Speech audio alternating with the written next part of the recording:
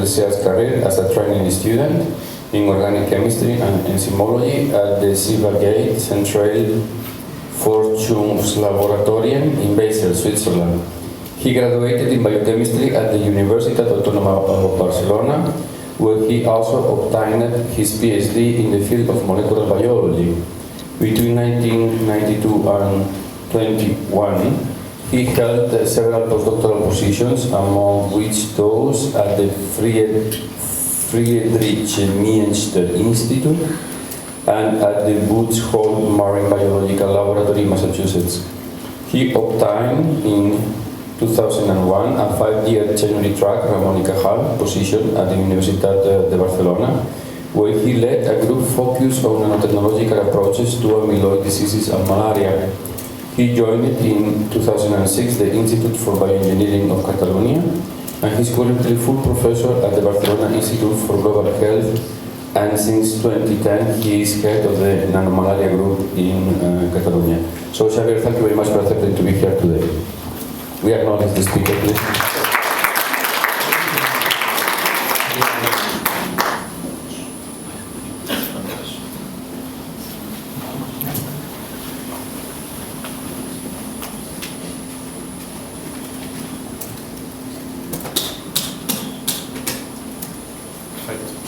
Okay.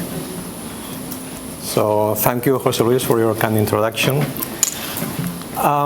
In our group, we are focused on the development of nano-based delivery of antiparasitic compounds. Sorry. Maybe some popular science magazines are focused on nanotechnology as something expensive, and that would place it out of the game for infectious diseases in low resource settings, because that would be very expensive.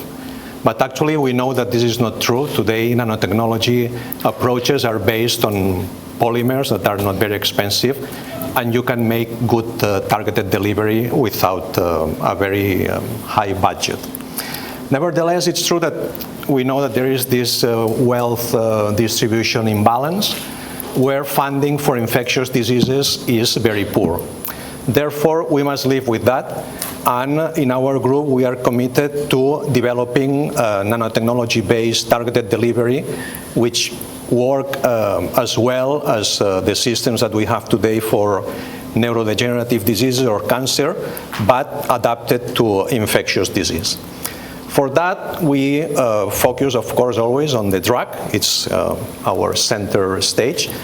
We work with either existing drugs for which we try to improve activity, but we also work on the discovery of new drugs, which will be the main topic of today's presentation. Usually, this drug is encapsulated in some type of nanocarrier, in principle for increased blood circulation or for protection against degradation. This nanocarrier can be a liposome or, better, a polymer if we talk of infectious diseases, because it's cheaper. And sometimes, but not always, we place some type of targeting molecule that can be antibody. Heparin works very well for malaria, but it can also be other types of cheap molecules like DNA aptamers. The target organism, it can be the human cells in the human body, which are the target of those parasites, but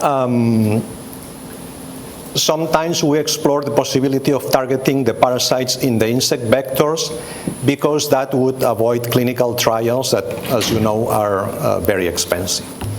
And finally, if we develop a drug that can be good for more than one disease, that would optimize resources, and this is what I will talk today about, which is the development of a new family of compounds that are good antiplasmodials and antileishmanial agents. We know the problems with antileishmanial drugs. There are these 5 in clinical use, and all of them have some issues regarding their toxicity, painful administration, long administration times, and resistance. So there is a clear need for discovering new drugs against the Leishmania parasites. So now we must go back in time to where we started our work with infectious diseases. In 2002, the genome of the malaria parasite, Plasmodium falciparum, was published. At that time, we were working in Alzheimer's disease, and then if you are working with aggregative proteins, it was very surprising to see the high AT content of the Plasmodium genome, which meant that its proteome must be very enriched in two amino acids like glutamine and asparagine. And proteins with a lot of glutamines and asparagines have a high tendency to form insoluble aggregates. That, when we saw this genome, we checked and we ran some algorithms that tell us about the propensity to aggregate of different proteomes. And in this particular case, I'm showing you the prediction for prion-like proteins in Plasmodium and several other organisms. And as you can see, Plasmodium is one of the organisms with highest propensity to form prion-like aggregates. The difference with humans was so striking that we thought that would be sufficiently specific to develop drugs targeting this particularity of the malaria parasite. So then we made the questionably intelligent move of leaving the Alzheimer field with a lot of funding, good funding, to the infectious disease field, which is a much harder path, to put it that way. So we started this path asking us the logical question. So we know that protein aggregation is bad.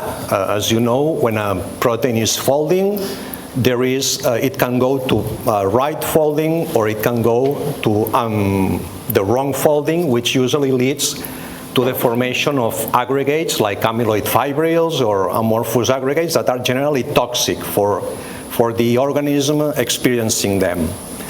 Then we thought, naively maybe, okay, let's try to increase the proportion of aggregated proteins in the malaria parasite as an antimalarial strategy, because we started this work with Plasmodium.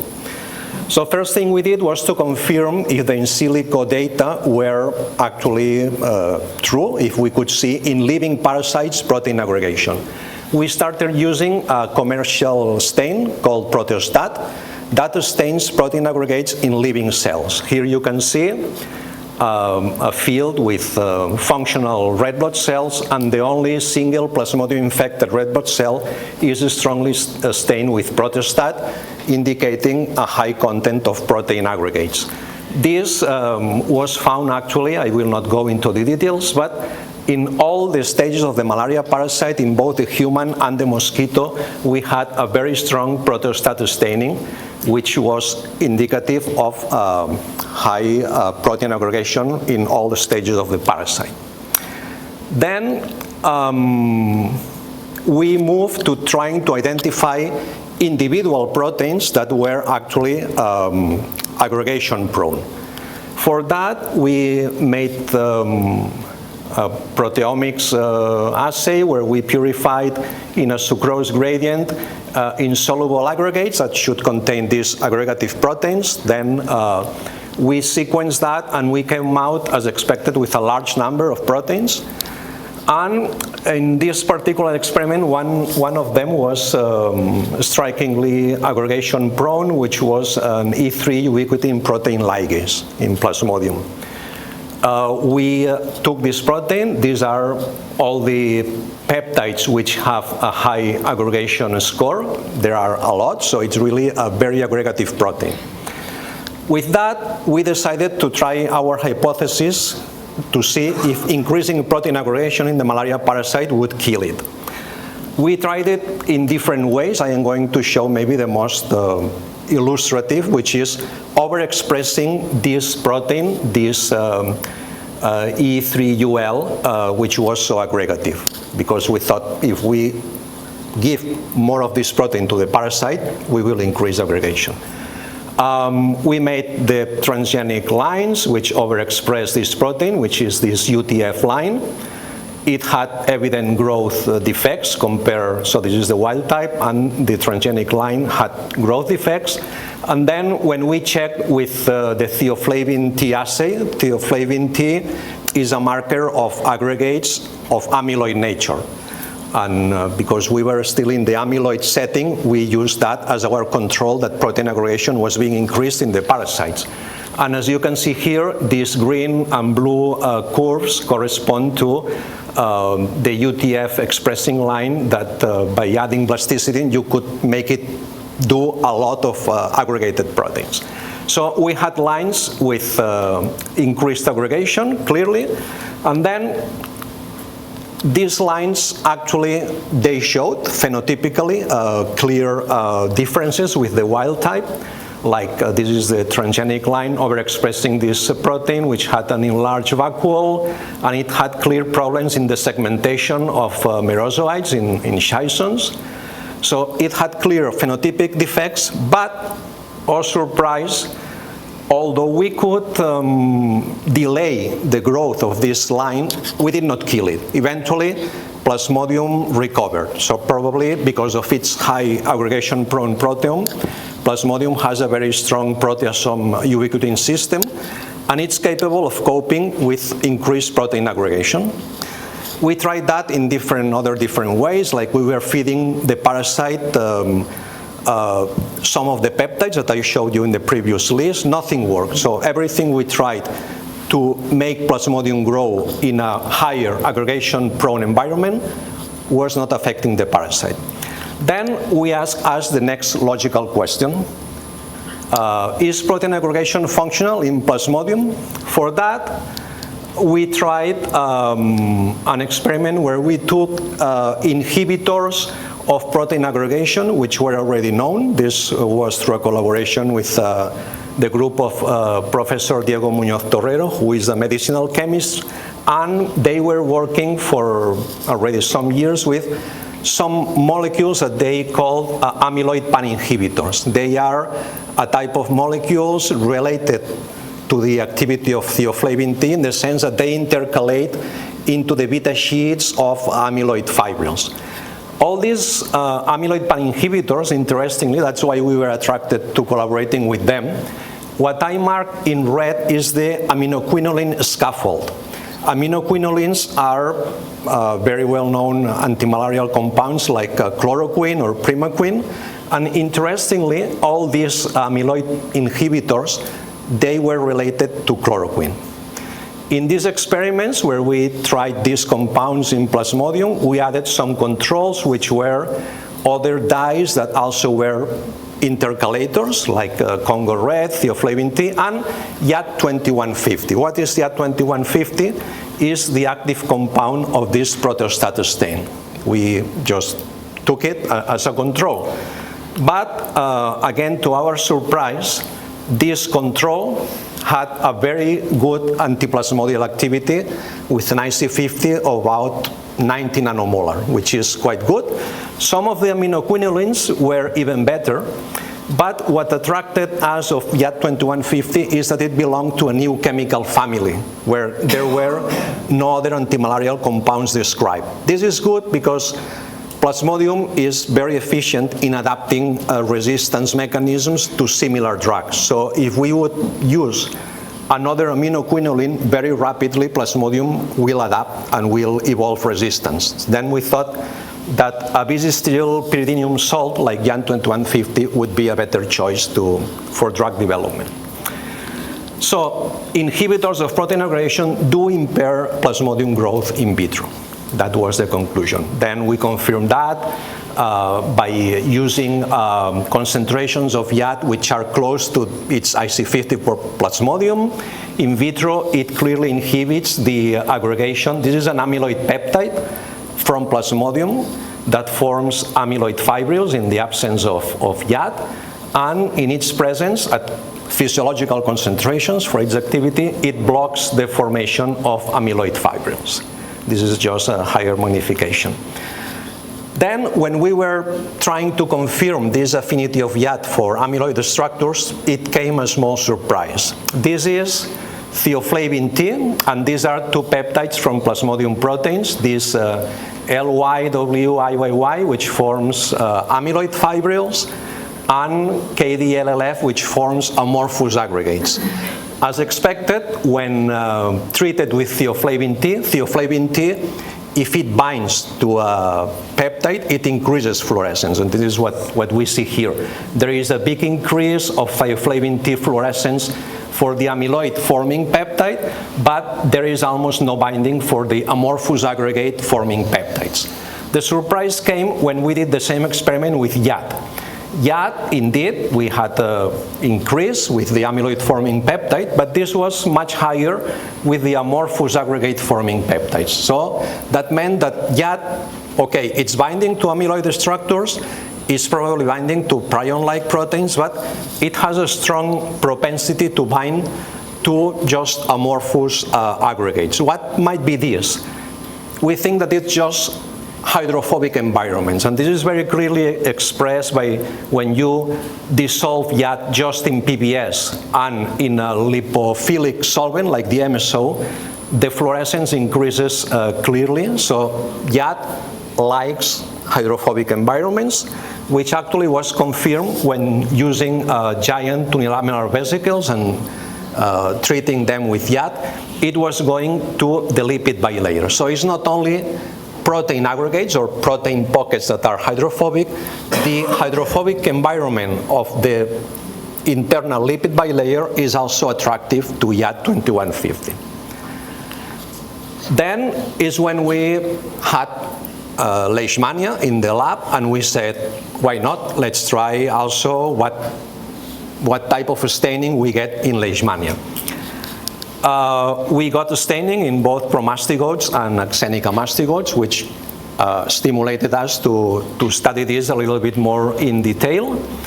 Actually, we could see that also, according to theoflavin T staining, the incubation of leishmania promastigotes with YAT for only 90 minutes decreased the protein aggregation according to theoflavin T, and in 4 hours the decrease was even more clear.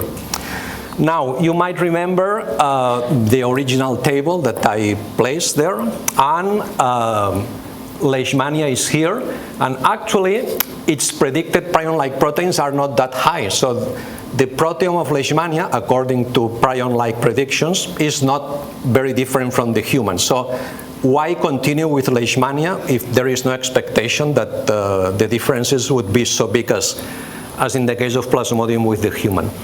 Then we found this paper, actually from Fiocruz people, who described about 10 years ago that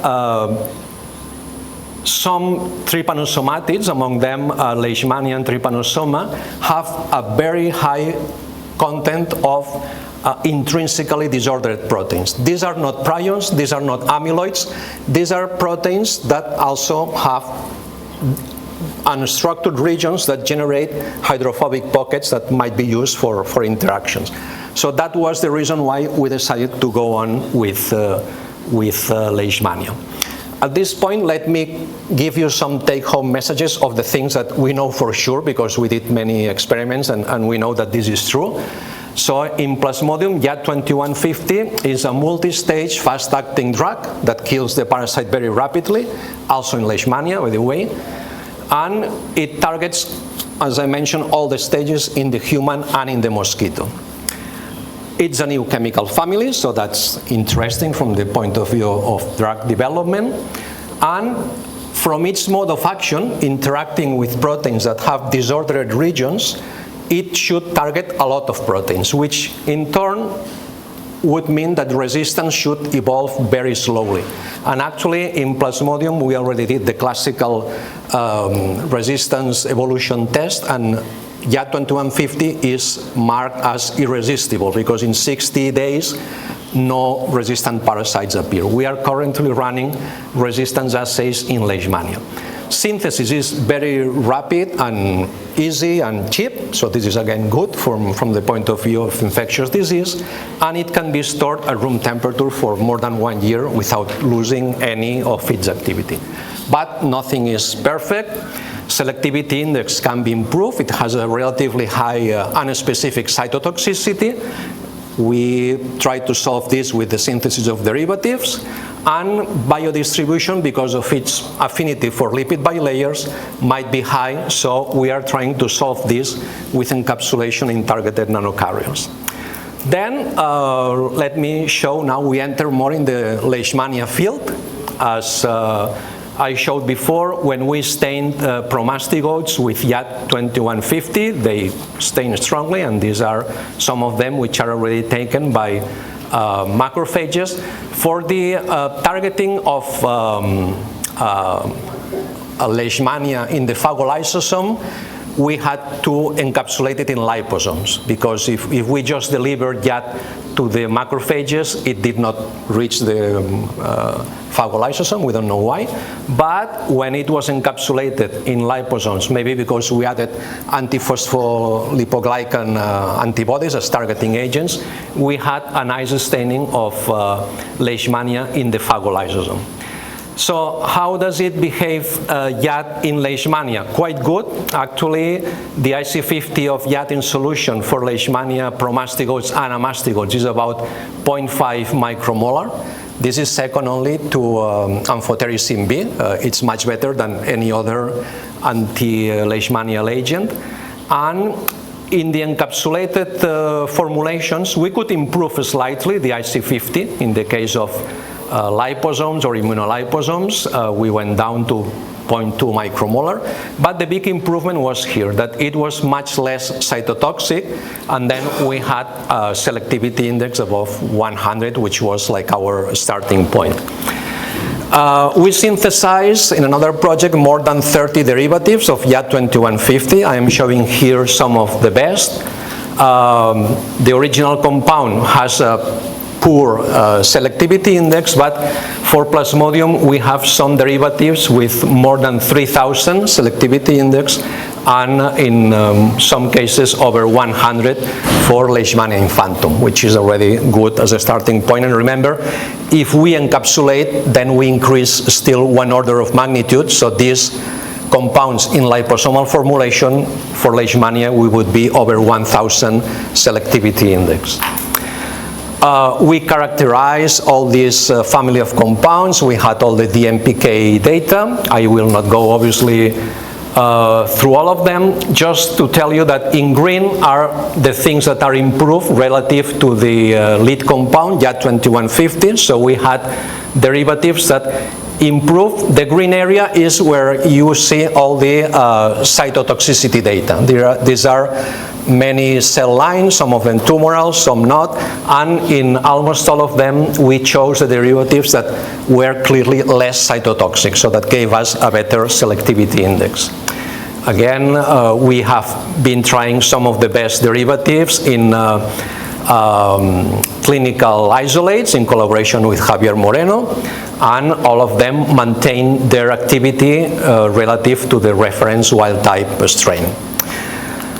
Then, now begins what is our hypothesis? How does it work? So we know the mode of action, let's say, grosso modo, interference with protein aggregation. But what is the mechanism? How this mode of action is translated, which proteins are playing there, and what is the killing mechanism?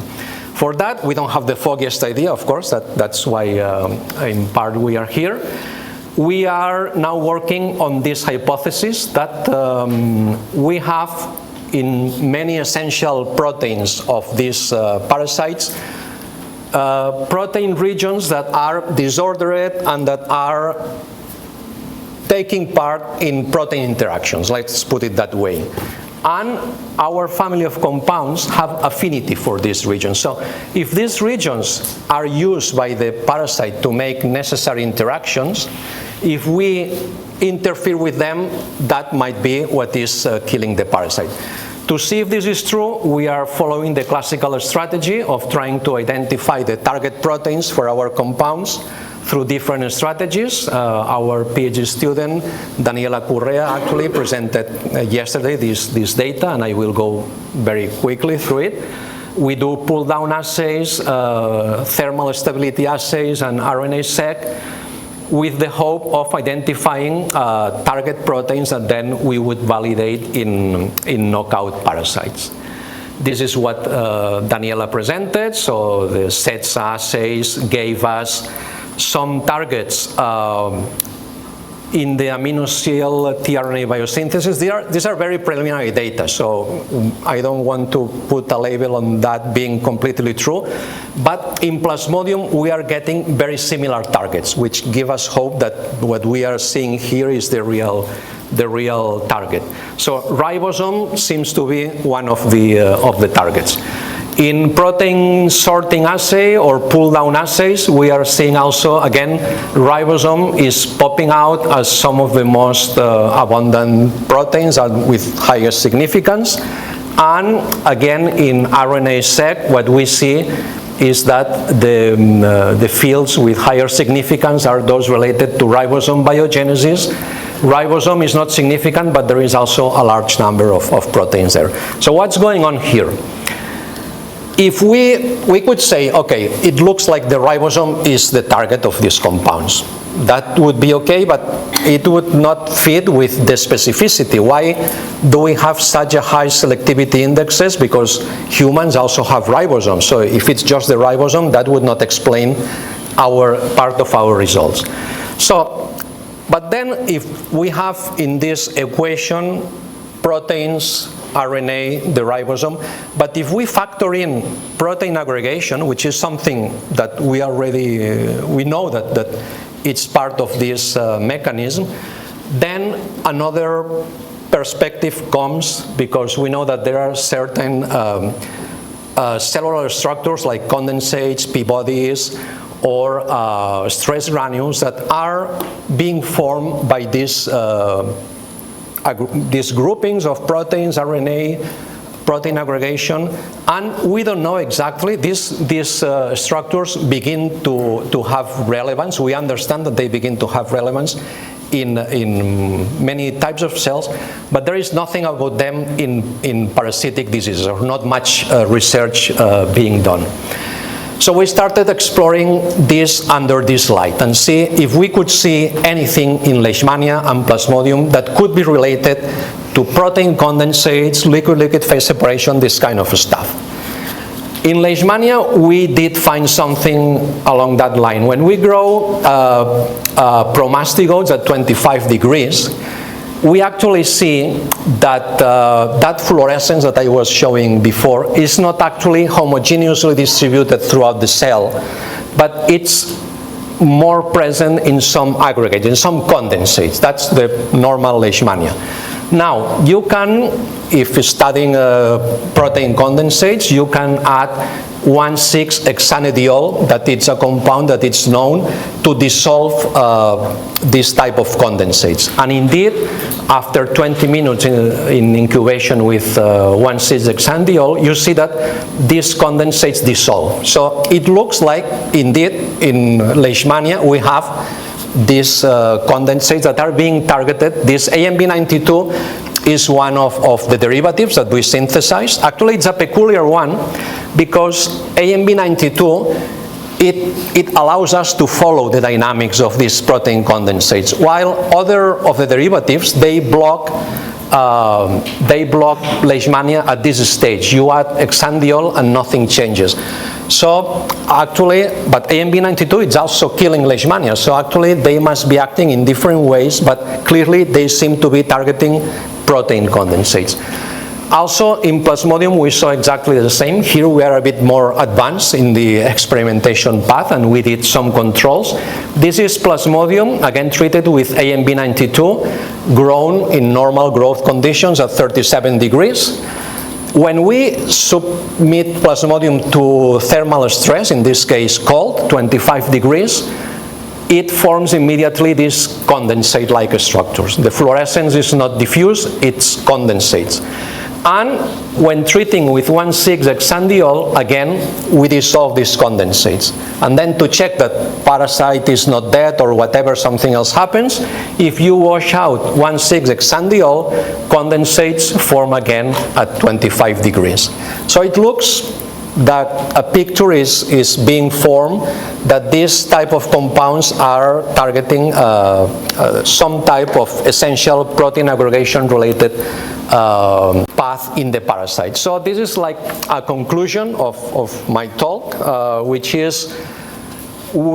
are the antileishmanial compounds that are currently in preclinical assays. There are several of them. Some of them are being, I think, on the wrong path. They are almost discarded, but some of them are progressing well. We would like to see in some time our family of compounds positioned here as the mode of action. I think we can say that it's interfering with protein aggregation or binding protein aggregates. About the mechanism, we don't know yet. We don't know if we are just upsetting the ribosomal function or if we are setting something else.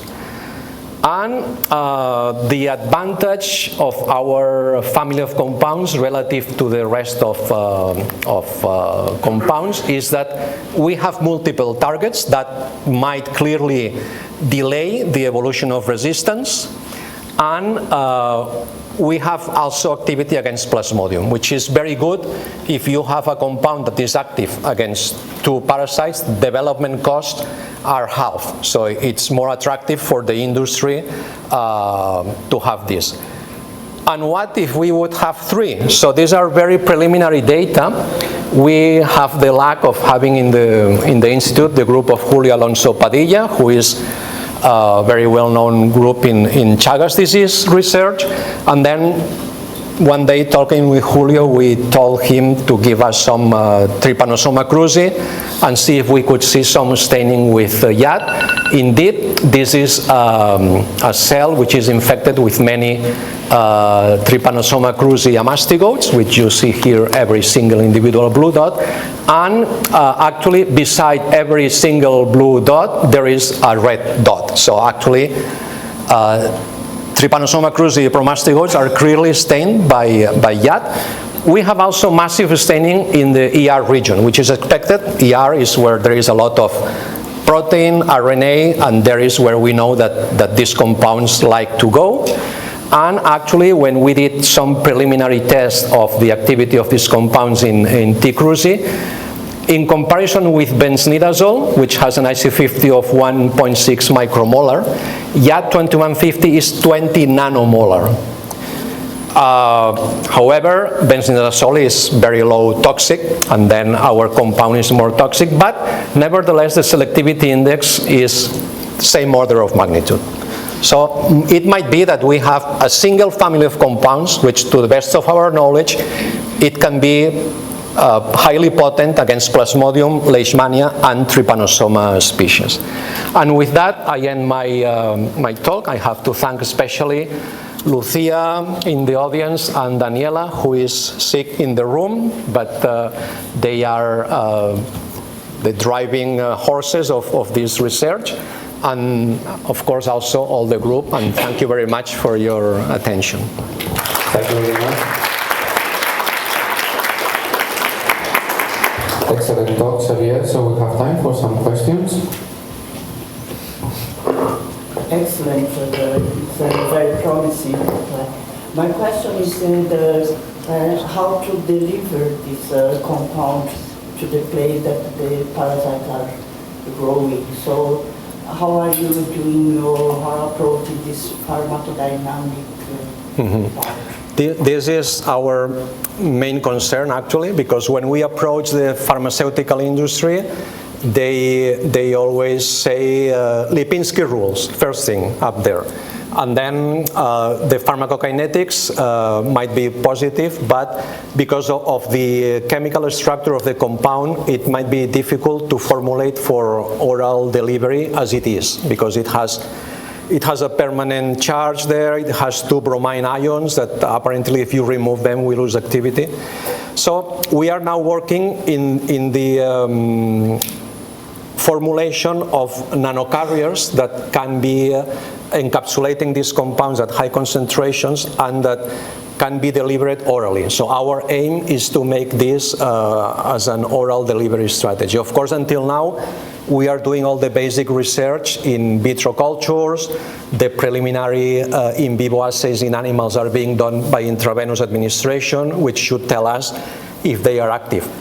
If they are, then will come a very difficult path, which will be to convince the pharmaceutical industry, because this is what we need. It's a big investment, I acknowledge that, in finding a formulation for making this orally administered. I am convinced that because the same pharmaceutical industry told us, look, if you come to us with this for cancer or for Alzheimer, we buy it immediately. It's a very good activity, and we can, don't worry, we will formulate it for administering the way you want. But for infectious diseases, the investment is too high. So the idea is oral administration. Yeah. The question is also coming close to the place of the infected. The plasmodium is within the erythrocytes, Leishmania in the macrophages, and trypanosoma in these chronic cases in the myocytes. So how these are internalizing these cells? Yeah, our targeted delivery strategies there, they should work. So for Plasmodium, for instance, we have already set up a very efficient delivery systems where we take either polymers, for instance, coated with heparin. They have a specific targeting to Plasmodium infected red blood cells. So in principle, that should work if we can make that orally administered. So once we have this in the blood, it has a very high specificity. For Leishmania, we did not work it out yet. As you have seen, our liposomes, either with antibodies or without, they don't show much difference. So we did not yet find a good targeting for Leishmania. We are working, in particular Lucia is trying to make aptamers specific against Leishmania so that we can be able to target the parasite inside the macrophages. But this is being much more difficult for the moment than for Plasmodium. Yeah, and for trypanosoma it's more. Yeah, for trypanosoma, we just started now. These data are fresh from last couple of months, so here we don't know yet how to approach the problem. Another question? Yeah, please go ahead. Yeah. It was very nice and interesting work. So my question is more for the Plasmodium. So does any of your inhibitors cross the blood-brain barrier? So you can use that as for cerebral malaria as well? No, as far as we know, they do not cross efficiently the blood-brain barrier. Yeah. And any of them is in the clinical trial? Not yet. Okay. No. Next question is, as you mentioned that it shows activity against the liver stage of the Plasmodium as well, right? Activity against? Liver stage of the Plasmodium. Yes, yes. So what is the half-life? Because if we are using it for the liver stage, then it can be the prophylaxis, not the, means like, since the liver stage is the silent stage, right? Okay, yeah. Here, we did not actually do it against hypnozoites. The experiment was done with liver cells that were infected by Plasmodium. So it's pending the experiment with real hypnozoites to confirm that we have activity against the liver stages. So it's against vivax, not against calciferin? No, against vivax it's also very active. This is something I did not mention. It's actually more active against vivax in clinical isolates. This was a collaboration with Jan Popovici from Cambodia. They did the experiments, and it's more active in clinical samples against vivax than against Plasmodium. In vivax we have IC50s of 10 nanomolar, more or less. Okay. Yeah. And you have tested in vitro or in vivo for the liver stage? No, for the liver stage we just did in vitro. We did not do yet in vivo. We are now doing the in vivos for the blood stages. And here is something I did not mention, because actually it's not Plasmodium but Leishmania, the topic, but for Plasmodium, one of our main hopes is the use of these compounds as prophylactic agents. We are now doing very nice experiments where a PhD student in the lab, she is treating blood without the parasite with these compounds. Yeah. And then, because they like lipid bilayers, we see that they go to the red blood cell membranes. You see a homogeneous distribution in the red blood cell membranes. Now, if you use this blood and you try to grow Plasmodium, it doesn't grow. It immediately, you see that the Plasmodium cells that start growing, they can invade the red blood cells, so that's a symptom that actually we are not harming the red blood cell, and probably we keep its activity as CO2 and HO and O2 transporter. So the red blood cell is okay. Plasmodium can invade it normally, but as soon as it starts growing, the fluorescence that you can barely see because it's so homogeneously distributed in the red blood cell membrane, it's beginning to be concentrated on the growing parasite and in the food vacuole. So Plasmodium is turning red and it cannot grow.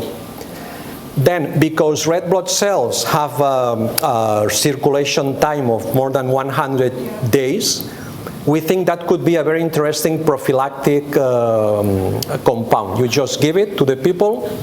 For 100 years, they will have that in their red blood cells, and if the parasite invades, it cannot grow. And what is your idea that if it goes to the clinical trial, then what will be the mode of administration? Because then you have to check about the toxicity. Yes. Always what we say is that we need oral administration, because for severe malaria cases, we know it can be injected and probably it can work very well. But this is not our main need. The main need is to have something that can be delivered as a pill. Thank you. Thank you for all your questions.